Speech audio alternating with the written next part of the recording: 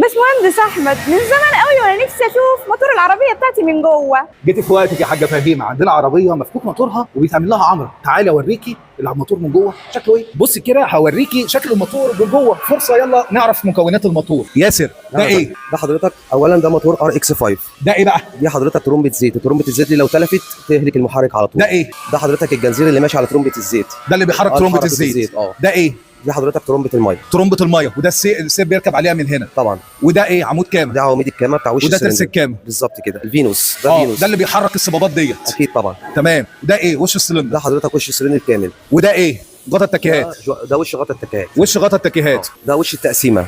ده وش التقسيمه. ودي ايه؟ دي كارتيره. كارتيره المحرك. دي كارتيره الموتور. وخلوا بالكم منها عشان بتنزل الزيت كله. ودي ايه؟ دي حضرتك جزئين، جزء مبرد وجزء راكب عليه ترمبه الميه. حضرتك بتركب هنا كده. تمام. في نفس الوقت هم منزلين لها مبرد تمام. عشان ضغطها عالي شويه، عشان انت عارف الحقن المباشر والتربو. طيب